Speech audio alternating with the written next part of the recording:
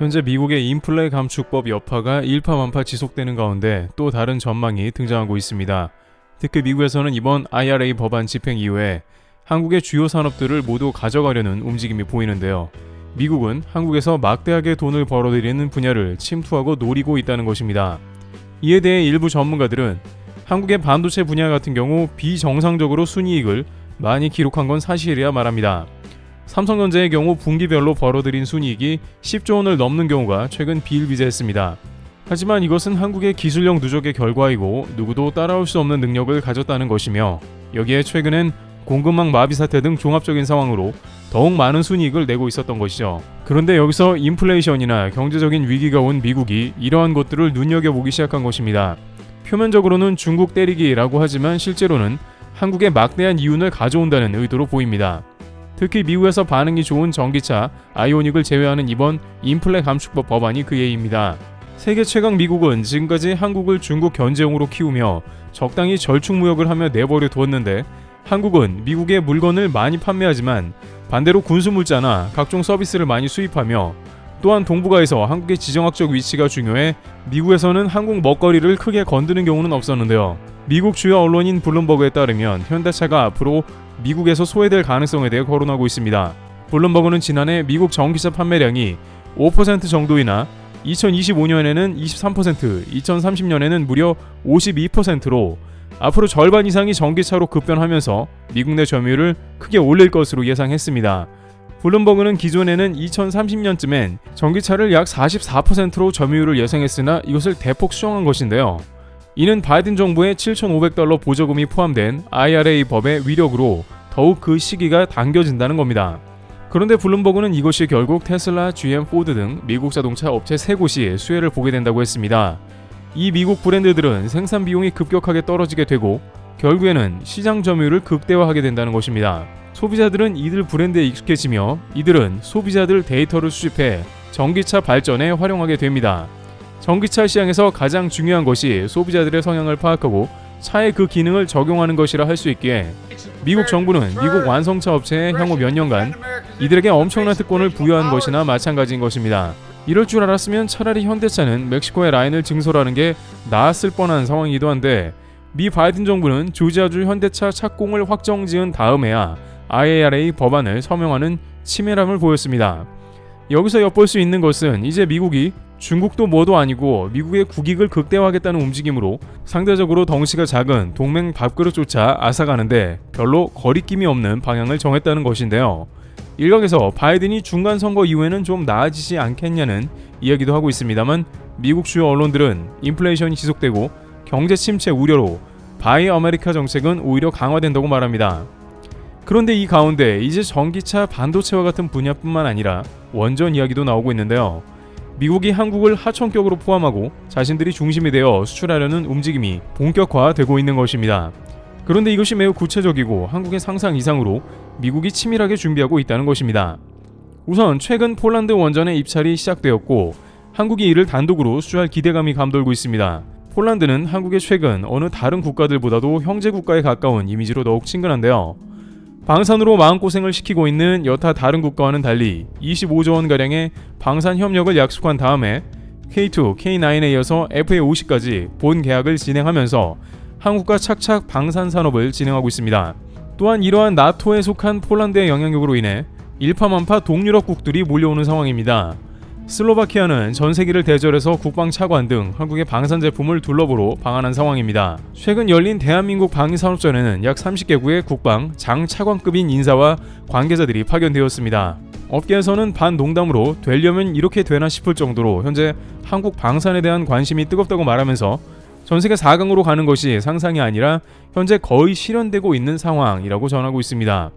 러시아가 날뛰고 국가 방어의 중요성이 높아지자 나토에 맞는 스펙을 제 날짜에 배달해주며 가성비의 AS까지 가장 잘해주는 한국의 무기를 전세계에서 인정해주기 시작한 상황인 것입니다. 또한 폴란드는 유럽의 전기차 배터리 생산기지로 양국 상호 간에 매우 중요한 의미를 갖습니다. 방산 허브는 물론이고 전기차 배터리 허브까지 다양한 분야에서 주고받는 게 많은 국가인 것입니다. 따라서 이러한 모든 좋은 흐름을 만들어준 폴란드에 이제 원전까지 유치하는 것을 기대하고 있는데요. 한수원에서는 폴란드 체코 원전 수주를 위해서 다양한 노력을 펼치고 있는 것으로 전해지며 이번 폴란드 신규 원전 6기 사업에 대해 지난 4월에 사업 제안서를 제출하며 사업자는 연말에 정해집니다. 한수원 관계자들에 따르면 이번 원전 사업 수주전은 한국, 미국, 프랑스 3파전이라고 전해지고 있습니다. 그런데 이 가운데 일부 관계자들은 한국과 미국이 협력을 하는 방안도 고려해야 한다고 말합니다. 미국과의 이해관계도 있으며 미국과 이익을 분배하고 대신 앞으로 전세계 원전 입찰에 협업하자는 것입니다. 왜 이러한 의견이 나오냐면 최근 이집트 원전에서 러시아가 수주한 상황이 등장했습니다.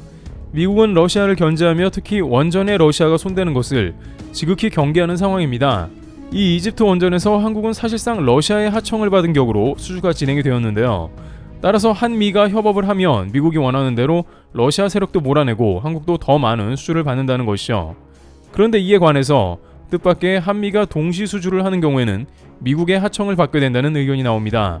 그러나 미국의 원전 하청을 받는 것은 단순히 토목공사에 지나지 않는 수준이 될 수 있으며 계약이 좀 더 불리하게 돌아갈 수 있기 때문에 자칫 적자가 날 위험이 존재하기도 합니다. 그래서 이번 이집트 수주권도 각계 전문가들이 이제 하청보다는 독자 수출에 나서야 한다고 말한 것입니다. 그런데 왜 이러한 미국 하청 이야기가 나오고 있냐면 폴란드에서 나온 말과 미국의 움직임 두 가지를 봐야 합니다. 우선 미국에서는 지난 바이든 대통령이 5월에 한국에 방한한 기간에 앞서 매우 강력한 법안이 등장했는데요. 미국은 지난 5월 원전 수출에 관한 법안 액트 2022를 통과시키며 원전 수출에 대한 대대적 정비에 들어갑니다. 미국은 현재 바이 아메리카는 물론이고 미국 기술을 전 세계에 공급하는 데 역점을 두는 상황입니다. 특히 원자력 기술에서 세계 최고 수준을 보이는 미국은 이제 전 세계 원자력 공급을 담당하겠다는 것입니다. 이 법안에는 바이든 행정부 핵심인 백악관 직속 원자력 부서가 신설되는 내용이 포함되는 등 파격적 구상이 들어갔고 이는 미국 대통령이 직접 원자력을 챙기면서 전 세계로 미국 원전의 공급망을 편성하겠다는 의도입니다. 앞서 언급된 대로 미국은 일단 명분으로 러시아와 중국을 원전에서 퇴출하겠다는 뜻을 내세웠습니다. 그런데 그 다음에 미국은 여기서 갑자기 한국 등을 팀 USA로 편성한다는 내용을 포함했습니다. 업계에서는 동맹들과 함께 원자력 시장에 들어가되 이것을 미국이 주도한다는 뜻이라고 우려하는데요. 왜냐하면 미국의 원자력 업체인 웨스팅하우스의 AP-1000 모델을 미국이 배치하기 원하기 때문입니다. 한국이 팀 USA에 묶여버린다면 그야말로 하청으로 전락하는 수준이라는 우려가 나오는 것입니다. 실제 최근 폴란드 매체의 인터뷰에서 아시아 연구센터의 인터뷰 내용은 이를 드러내고 있는데 해당 연구소에서는 폴란드와 한국, 미국의 3자 협력이 유력하다는 의견을 제시하고 있는 상황입니다. 이는 미국의 구상대로 팀 USA가 적용이 되고 있으며 미국이 수주하고 한국이 참여하는 형태입니다. 하지만 아랍에미리트 원정 수출 등 가성비 매우 뛰어남은 물론 세계 최고 수준의 원전 수준을 가진 한국이 미국 정부의 정책에 휘말려 원전의 단독 수주 기회를 잃는다는 것은 당황스럽다는 것이죠. 프랑스도 차원이 다르지만 호주 핵잠 70조 원가량 수주를 뒤통수 맞았는데 이 역시 원자력 분야이기도 합니다. 최근 바이든이 서명한 IRA나 반도체 과학 법안과도 거의 흡사한 게 중국, 러시아 등을 명분으로 내세운 뒤 실제적으로 한국이나 유럽 등 동맹들 파일을 점유해가는 방식이 매우 흡사하다는 것입니다. 결정적으로 원자력 수출팀 USA에는 한국뿐만 아니라 폴란드와 사우디까지 그 구상 안에 포함되어 있는 상황이라서 이러한 미국의 의도를 한국은 물론 폴란드에게도 강요하며 미국 원전을 판매하려 한다는 것입니다. 따라서 한국은 꼼짝없이 이번 폴란드 수주전에는 미국이 의도하는 것에 따라갈 수밖에 없다는 것입니다. 또한 앞으로 체코, 사우디 등도 비슷하게 한국은 미국의 들러리를 서는 게 아니냐는 것이죠. 그런데 일각에서는 반대로 폴란드 입장도 이해할 수 있다는 의견을 제시하기도 했는데요. 아무리 한국이 방산관계가 폴란드와 돈독하다고 하지만 폴란드는 전통적인 미국의 우방이기도 한데 이번 우크라 사태로 인해서 폴란드는 한국 무기에 의지하지만 가장 의지하고 있는 것은 미국이라는 겁니다. 미국은 우크라 사태에서 결국에는 러시아를 몰아내며 전세를 역전시키는 데 일조하는 무기를 공급했고 러시아 국경을 코앞에 놓고 있는 폴란드는 미국의 병창기지로 활용되면서 미국과 협력했습니다. 현재 러시아 푸틴 대통령이 30만 명 동원령까지 내리면서 전쟁이 더 악화될 위기에 있는 상황으로 폴란드의 경우에는 더욱 미국 존재 자체가 러시아를 방어하는 데 도움이 된다고 여긴다는 것입니다. 그러나 폴란드는 미국의 패트리어트를 수년간 기다리다가 포기하는 등 미국에 적지 않게 실망해왔습니다. 오죽하면 무기 대부분을 한국산으로 결정짓고 본 계약을 급하게 체결할 정도였겠냐는 것입니다.